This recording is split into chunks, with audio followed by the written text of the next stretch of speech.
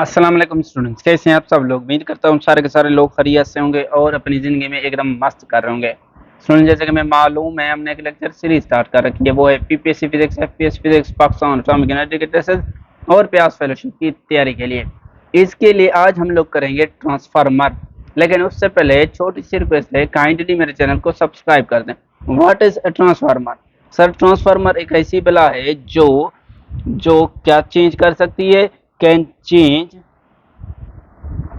Change voltage V, जिसे जाहिर कर रहा हूँ, एंड करंट, जो वोल्टेज और करंट को चेंज कर सकती है, लेकिन बट कैन नॉट चेंज, भला किसी चीज को चेंज नहीं कर सकती।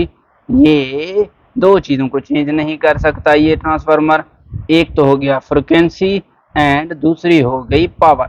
यानी कि ट्रांसफार्मर वोल्टेज और करंट को चेंज कर सकता है, लेकिन ये फ्रिक्वेंसी एंड पावर को चेंज नहीं कर सकता। और यही चीज एमसीक्यूज में बार बार आ चुकी है। इस चीज को आप लोग अपने जहन में बिठा लें। और ड्यूरिंग ट्रांसमिशन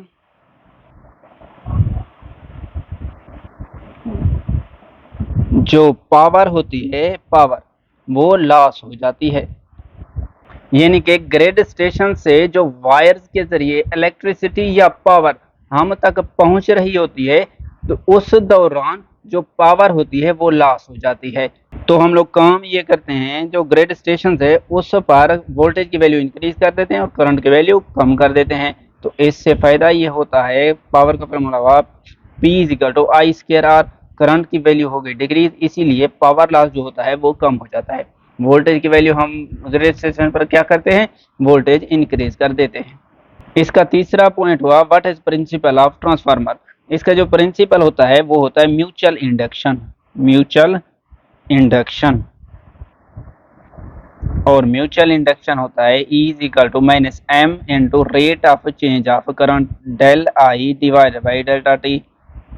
और याद रखें, ये जो ट्रांसफार्मर है ओनली जो वर्क करता है, work only on AC source पर वर्क करता है, बट कैनॉट वर्क किस चीज पर, ऑन डीसी, जैसा कि बैटरी वगैरह हो गई। यानी कि ट्रांसफार्मर एसी पर काम करता है और डीसी पर काम नहीं कर सकता, ये चीज याद रखें। और ये चीज भी याद रखें, जो voltage on secondary coil divided by voltage on primary coil, या इनकी रेशियो जो होती है वो बराबर होती है number of turns on secondary coil divided by number of turns of the coil on primary coil. और number of turns on secondary to primary बराबर होती है current on primary coil divided by current on secondary coil. आप लोग कहते हैं N S divided by N P को क्या बोलते हैं, ट्रांसफॉर्मेशन रेशो बोलते हैं, ट्रांसफॉर्मेशन रेशो। एमसीक्यूज आ जाता है कि A for step up transformer के लिए जो ट्रांसफॉर्मेशन रेशो है उसकी वैल्यू क्या होती है, तो उसकी जो वैल्यू होती है एन एस और एन पी हमेशा ग्रेटर देन 1 होनी चाहिए, ये 1 है। अच्छा, इस इक्वेशन को गौर से देखिए, ये वाली इक्वेशन, ये इक्वेशन बता रही है कि अगर आप लोग number of turns on secondary coil बढ़ा देते हैं तो वोल्टेज ऑन सेकेंडरी कॉइल भी इंक्रीज हो जाता है, लेकिन current on secondary coil decrease हो जाता है, क्योंकि ये इनवर्सली प्रोपोर्शनल हो गया एन एस के। और number of turns on primary coil अगर आप लोग इंक्रीज कर देते हैं तो voltage on primary coil increase और करंट ऑन प्राइमरी कॉइल जो है वो डिक्रीज हो जाएगा इस इक्वेशन के मुताबिक। कहने का मतलब ये है कि जहां पर वोल्टेज इंक्रीज हो जाता है वहां करंट क्या हो जाता है, डिक्रीज हो जाता है। गौर से देखें, अगर voltage on secondary coil increase हो रहा है तो करंट ऑन सेकेंडरी कॉइल जो है वो डिक्रीज हो रहा है। तो इसका मतलब ये हुआ कि जहां पर वोल्टेज जो है इंक्रीज होता है वहां पर करंट की वैल्यू क्या हो जाती है, डिक्रीज हो जाती है। तो इससे जो पावर होती है वो कांस्टेंट रहती है, क्योंकि एक चीज बढ़ रही है तो दूसरी कम हो रही है। तो इसीलिए कहा जाता है, सो ट्रांसफार्मर जो होता है, ट्रांसफार्मर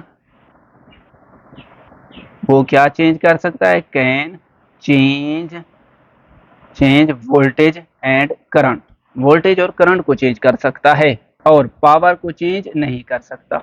अगर आप लोग फॉर आइडियल ट्रांसफार्मर की बात कर रहे हैं, क्या आइडियल ट्रांसफार्मर, तो उसकी जो इनपुट पावर होती है वो बराबर होती है आउटपुट पावर के।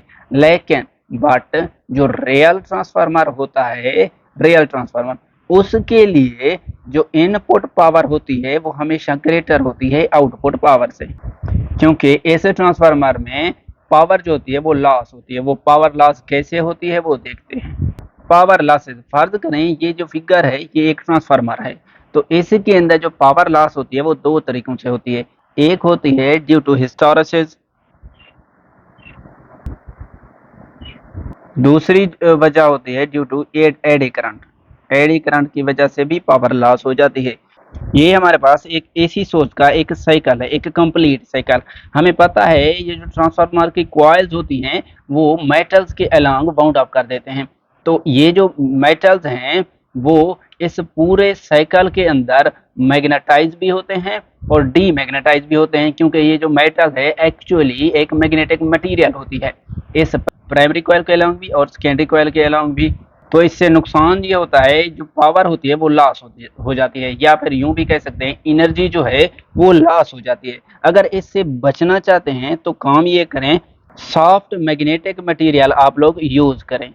मैग्नेटिक सॉफ्ट मटेरियल मैं यूं लिख रहा हूँ, सॉफ्ट मैग्नेटिक मटेरियल कहाँ पर, जिसके अलोंग आप लोग ये जो कॉइल्स हैं वो बाउंड कर रहे हैं, वहां पर हमने क्या मटेरियल यूज करना है, सॉफ्ट मटेरियल। तो इस जैसा कि फॉर एग्जांपल हो गया आयरन, यानी कि यहाँ पर आप लोग आयरन रख दें। अच्छा, आयरन जो है वो इजीली मैग्नेटाइज भी हो जाता है और डीमैग्नेटाइज भी हो जाता है।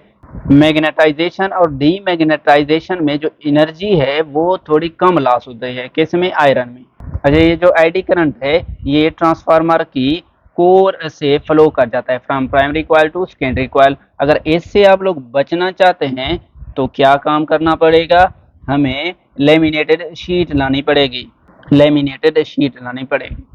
ये जो पावर लॉस है वो इन टू द ट्रांसफार्मर है। जो हमने यहाँ पर पावर लॉस पढ़ा था, ये वाली पावर लॉस, ये आउट ऑफ द ट्रांसफार्मर है, ये ड्यूरिंग ट्रांसमिशन है। तो स्टूडेंट्स आज हमने जो पढ़ा वो ट्रांसफार्मर के बारे में पढ़ा। आज के लिए इतना ही, मिलते हैं नेक्स्ट, तब तक के लिए अल्लाह हाफिज।